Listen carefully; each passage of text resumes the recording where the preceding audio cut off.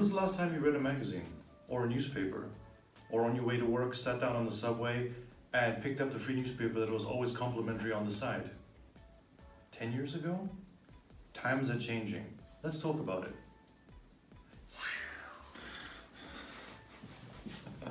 No, that's good. Yeah, because I mean that actually, I remember 10 years ago. It was always you sit down on the subway, and this is actually perfect for my podcast. So I'll need the audio later for this. Okay. Good. It's gonna be good. You sit down on the subway, and you would get the complimentary magazine or the complimentary newspaper.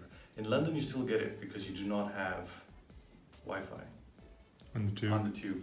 Like unless you pay for Virgin or whatever, one of these ridiculously expensive systems, you Yeah. don't get Wi-Fi in the tube. But otherwise, you have no Wi-Fi, so you have to rely on reading the paper. Yeah. So internet is key, but because we're all of internet, so yeah. They still do that. And at least on Yeah. the trains that I would go on in the US, there's always a dude out there handing out the free newspaper. Well, no shit. If internet costs as much as you told me yesterday, I'm not surprised. Nobody can afford it. Yeah, and don't even get started on cell phone bills.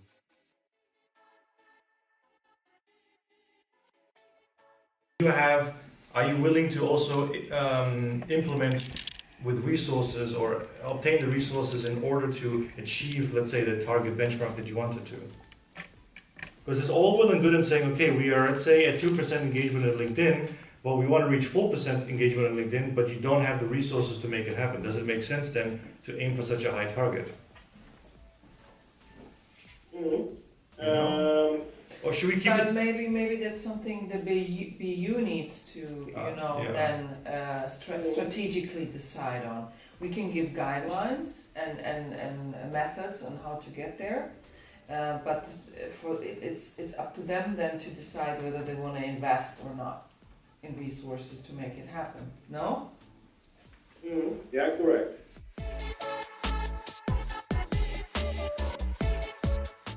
And the good thing is that the website works.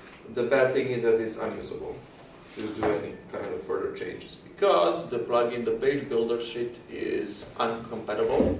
Okay, Uncompatible with this. Erase it, get it out, do another content plugin. No. The not just the content. The plugin that Thorsten used to build the whole website, that is not compatible. So it's, as you can see there, it's just a bunch of code dropped here, and there is no, it even fails to initialize that plugin or whatever, and we don't have a page builder anymore. So two options: either revert back to the old version, or if you can just give me permission to just create in pure HTML and CSS and JavaScript to get rid of this.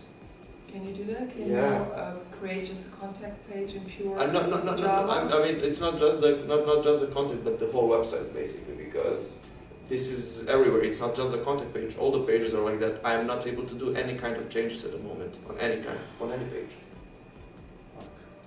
Because it's just so it doesn't matter wherever I go, it will be the same.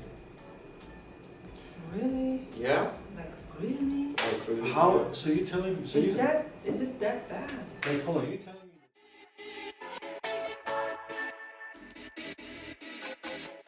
Und ich muss sagen, jetzt mit die nächste rounds, the next rounds. I have to switch. Sorry.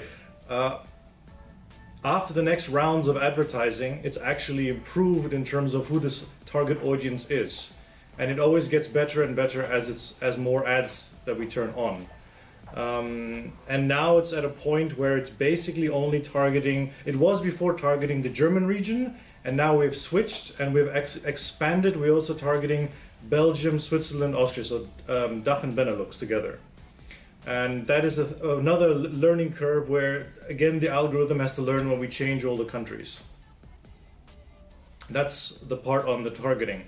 Now the second, did I answer that question or should I add more information to it? Yeah. The second part, in terms of understanding why nobody's filling out the form, that has many factors. It could be the lack of content, where the content itself is not interesting enough for the users to give up their information. Or B, the way we have worded it in terms of the formulation of the actual form itself with first name, last name, email and all that, they are not inclined to accept those terms and conditions. We had a discussion about this last week when the final checkbox literally says, if you tick this, you will receive a call from by accepting and ticking the box. This could be a huge deterrent, and we discussed last week that we should take this out.